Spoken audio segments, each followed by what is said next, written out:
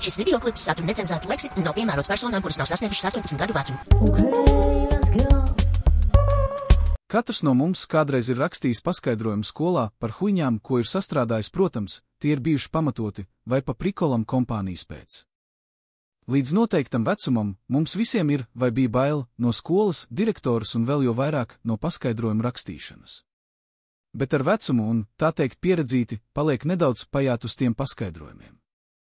Šodien es jums parādīšu mazāko daļu no saviem paskaidrojumiem un centīšos atcerēties, kas pa huņu tajā laikā notika.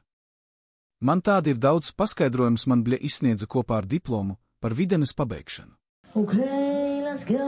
Šis ir paskaidrojums no 7. klases. Bioloģijā runāju. Īsi un konkrēti, es savu vainu nenoliedzu, vienīgi sajaucu puses, kurā vajag būt parakstam, un kurā datumam, ja paskatās, es tur bultiņas esmu savilcis tīri tā formāli, lai nebūtu pie kā piepisties, bet nu ko, kam bioloģijā nepatika parunāties un grāmatā zicelīti piezīmēt. Atceros, bioloģijas kabinetā vēl plakāts pie sienas bija, cik ļoti pīpēšana ir kaitīga plaušām, ja godīgi, tas plakāts bija tiešām bailīgs, bet nu cik zinu nevienam vēlmi uzpīpēt starpbrīdī, tas plakāts galīgi neatsita. Tālāk iet paskaidrojums no 6. klases. Man no kabatas izkrita nauda, es sāku vākt viņu. Cik es atceros, es ar čomu mētājāmies ar dzēžgumiju klasē un učene nopaļīja, tad uz karstām pēdām, lai nedabūtu pa dirsu no direktors, izdomāju šitādu tekstiņu, bet beigās tāpat sabļāvu virsū. Tad es paspēju uztaisīt 2 huīņas vienā dienā, pirms pasauc pie direktors, pirmais mēs ēdām, pēc tam mēs gājām uz kafejnīcu ēst, mēs iegājām kafejnīcā un sākām ēst. Tad vārds noslēpts, ieskrēja kafejnīcā un sāka trakot un skriet pa kafejnīcu mums pakaļ. Pēc tam es īsti nepamanīju, kas notika un vārds noslēpts aizgāja. Tad uzreiz seko paskaidrojums no angļu valodas, es ar čomiem gājām pie čoma, pēc sporta tērpa. Mēs nevarējām atslēgt durvis, mēs kādas 15 minūtes mēģinājām atvērt durvis. Kad mēs atvērām durvis, mēs ātri paņēmām sporta tērpus un skrējām uz angļu valodu, jo pēc anglenes mums bija sporta stunda, mēs nokavējām 1 minūti, kad mēs iegājām klasē, mums pateica bai un izdzina. Nē, nu tas ir pizģets šitā pateikt īstenībā.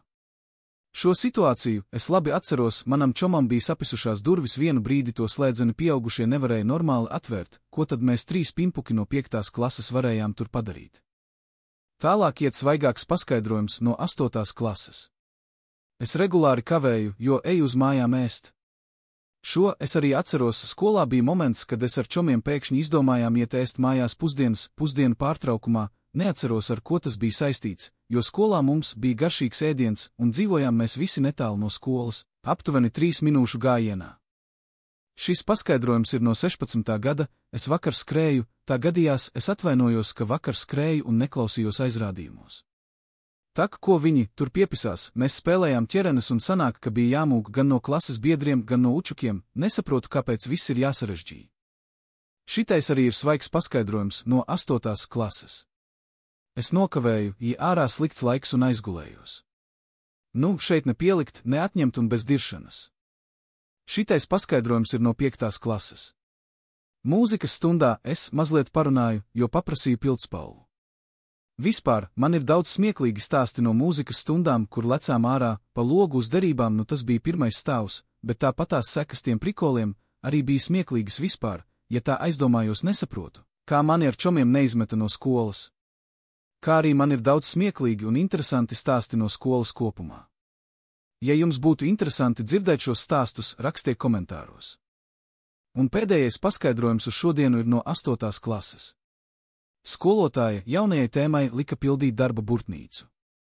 Es nezināju, ko tālāk pildīt, jo nesapratu, un kad es prasīju skolotājai, viņa neatbildēja. Tad es ar čomu sākām mērīties ar pēdām un skolotāja sāka bļaut virsū, lai noliekam telefonus. Nu ko lai saku?